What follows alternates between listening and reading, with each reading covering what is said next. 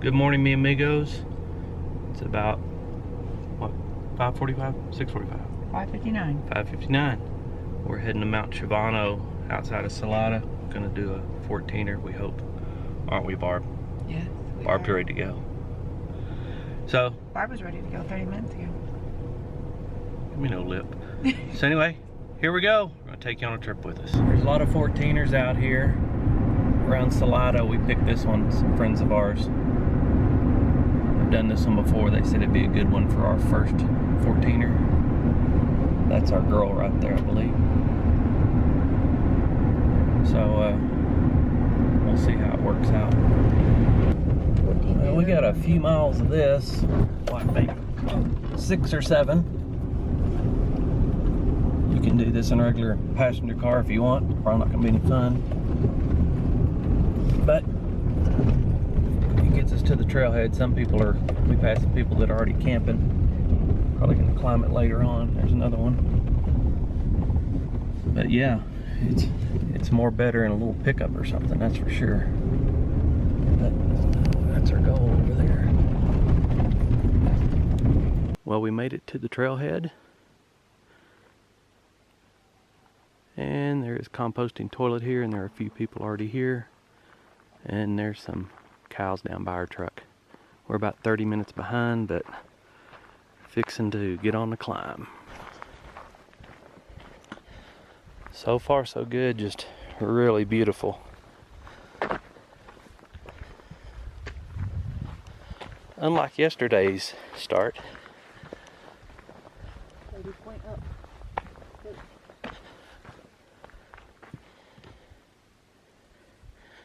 There's the sun. It is a bit chilly. It's not even 60 degrees. Here's where the Colorado Trail intersects.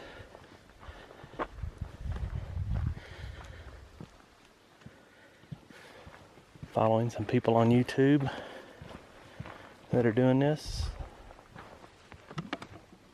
Oh, we're supposed to register. Oh, gotta register. Stand by. Well, we took the opportunity to stop here on a little flat spot, shed some clothes, got my buff off, rolled up the sleeves on my high performance fishing shirt. If you start out just a little bit cold, then it's gonna be perfect as you're climbing.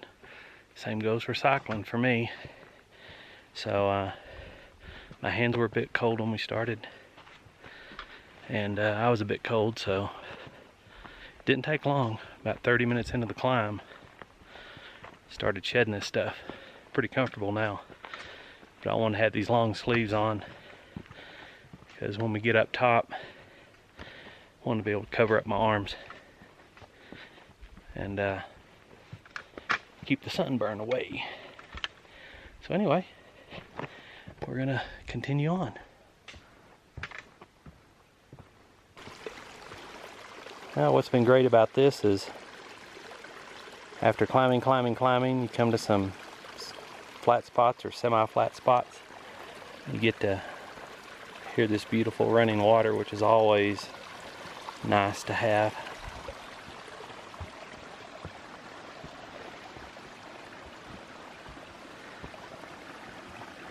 Good place to grab a quick snack, take a quick rest. We're taking our time. Somebody's taking pictures. Tourist. There's an animal sleeping there, I think. There's no animal in there. Yeah. Nah, it's bull. Probably a bear. Haha. Anyway, after this, upward. Well, we're taking a break here. Not because we necessarily need one, but for the last half hour we've been hearing some chatty Cathy's behind us. We got a little group of millennials behind us. So we're letting them... Huh? They're younger than millennials. Aren't millennials like in their mid-20s? Not really. Yeah, they are. So anyway, we're letting them get ahead because all we want to hear is chipmunks, woodpeckers, marmots. What else we want to hear, honey? Anything? No. Wildlife. That's what we want to hear. Yeah. So we're letting them scoot up the trail, and then we're gonna continue on. We found a little flat spot here in the trail. We're just gonna take a little rest, take in the scenery. I don't know what peak that is across there, but it's another big one. We're at 11,700, 2 hours into our hike. I'm amazed we're averaging 2.5 miles per hour. I was thinking surely it'd be less than that, but pretty happy with that. We are taking our time, absolutely in no hurry. We're starting to see some people that went up early come down. And of course they're all younger than us, and they're definitely not flatlanders. They're cruising down at a pretty good pace.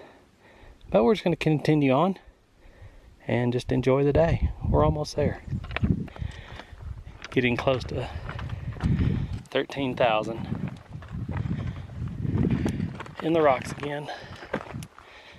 Starting to see a few more people come down, and starting to feel the altitude. Once you get above 12,000, a little different animal. But hey, if it was easy, everybody can do it. By the way, I just saw an ultra runner coming down, and he is older than me, so by quite a bit. So there is hope. There is hope for us old people. Yeah, we're just right below the summit, having to pick our way through these rocks. It's no fun whatsoever. But we are high up. We're over 14,000 feet now. Here comes Barb. Just having to take some rest. It's hard up here. Big difference between 10, 11,000 feet and 14. I don't mind telling you. You can tell my voice has changed too. But this is hard stuff, especially for a flatlander, but we're gonna get it done. We're almost there. We're just actually within 100 feet. All right, we made the summit. It's windy up here. 5 hours to get here. So we got to get down off the mountain before it gets too crazy. The wind is coming up. The wind is coming up, and usually we have some showers in the evening, so we're gonna head down as quick as we can. Now the fun begins. We're heading down. This stuff is really sketchy. Hope you can hear me. And we're fixing to hit those winds again. Probably 50, 60 miles an hour. We gotta work our way down through that. You can see the trail down there, I hope. Winds around that way. Back this way. So it's gonna be a long slog home. So there's where we were.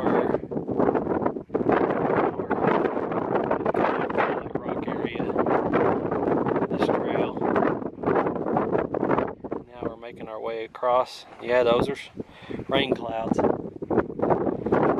we've got to traverse this. This is where we said we had the 50 to 60 mile an hour winds. It's pretty bad now, and it was pretty serious though. We're gonna make our way on down the mountain. Hopefully we'll avoid some rain. Yeah, he's saying, I know what you're thinking. What'd you bring me to eat? These marmots like to scurry around, check you out. Just look like big furry rats. No? No, that's okay. But we gotta get off this mountain, girlfriend. Let's get her done. Get her done! I'm following you, I think. Well, it is 4:55. We got on the trail at 7:15. You do the math. We are whipped like a red-headed stepchild. We were glad to hear these cows because we knew we would be close to the trailhead. It has been an extremely long day for several reasons, and I will explain those later. Boy, some good looking black Angus. And now of course we got one in the tree. Can we pass, please? It's been a long day. Thank you very much, Mom. All righty. Yeah, there we go. There we go. She won't get past your baby though. Come on. Go. Anyway, we're almost done. Okay, don't. See, when we started on this trail at 7:15 this morning, we saw all this. This is great. Check out this trail. Oh yeah. Let me tell you, you can measure the amount of trail that is like this or without rocks, any to speak of, like you can just walk over these, but something you're not going to have to negotiate, trip, fall over, break your neck, in yards. Like maybe there might be 300 or 400 yards of that. The rest of it, it is an ass whipping, especially if you're not used to altitude, which we aren't. So it has taken us virtually all day to do this, and I'll explain later. But we've been rained on, hailed on, and just basically had our ass handed to us on this thing. We were prepared for outside of the altitude 90% of everything. We didn't forget anything at home, a couple little things, no big deal. But we'll know better next time. As a matter of fact, I'll be making another video about what I learned on my first 14er. So anyway, let's try and get back to the car because we're fixing to get rained on again. All right, the ass whipping is done. We are at the parking lot. Oh, surprise! There's no cars. Oh, there's one car. It was full when we got here. But it's been a long, long day. 5:10. Got on the trail at 7:15. Fixing to get rained on again. I'll summarize later so we don't get out of the rain, but there's a lot to tell you about this. So stay tuned. Now that 14er's out of the way, I wanted to summarize some stuff. Obviously, we couldn't shoot a whole lot of video on the way back down. Starting to rain on us, wind was up. We were tired, we'd been out all day. What I can tell you, it's probably one of the hardest things I've ever done. If you think you're just going to jump on an airplane, come up here and snag you a 14er when you live at 300 feet above sea level, I got news for you. Because honey badger does live up here. And there's two of them. One of them is elevation, and the other one is the mountain. And neither one of them care, because you're not going to change the mountain. It's going to be as rough as it is, and you just have to deal with the elevation. Now, we were up here, you know, several days, and 10,000 feet doesn't bother me, 11,000 feet doesn't bother me. But once you get to 12,000, things start to go a little different. You might stop and take a break, and then you look up and you might start getting a little dizzy, and it doesn't get any better the higher you go. Now, I've got friends that moved from Dallas. They've been here 7 or 8 years, and they live at 7,800 feet, I think. And they're younger than me and Barbara, and they're very fit individuals. They mountain bike, ski, kayak, paddle, everything. And they've done a few of these things, and he told me, he says, oh yeah, he goes, every time we do one, you know, it's an ass whipping, and it is. And a lot of people will go and camp at the trailhead, and a lot of times that will get you, you know, up to 10,000 feet or something, so that'll help you. Even if you're staying at, you know, at 8,000 or 9,000 feet, you can acclimate overnight, you know, another 1,000 feet, that might help you. But you're not going to get in a hurry. It took us 2 to 3 hours longer than we thought it would. I would suggest you get that book, The Colorado 14ers. It's a great book. Pick out one, you know, that you want to do. get on the trail early. This particular one that we did, we know in that saddle, I'd read and I'd talked to other people, and they said, oh, there's some high winds there. And when I say those winds were 50 miles an hour, I wasn't exaggerating. You can't see anything, you can't hear anything. I've never experienced anything like it in my life. I thought we were going to do another 14er, Mount St. Louise, over by Crete on our way out, but let me tell you what, after Mount SHAVANO, like we say in Texas, it's like a bad ride at the fair. Once you get off, you don't want no more tickets. So I think we're going to leave that for our next adventure. Maybe. I don't think Barb ever wants to do one again. I have checked that box.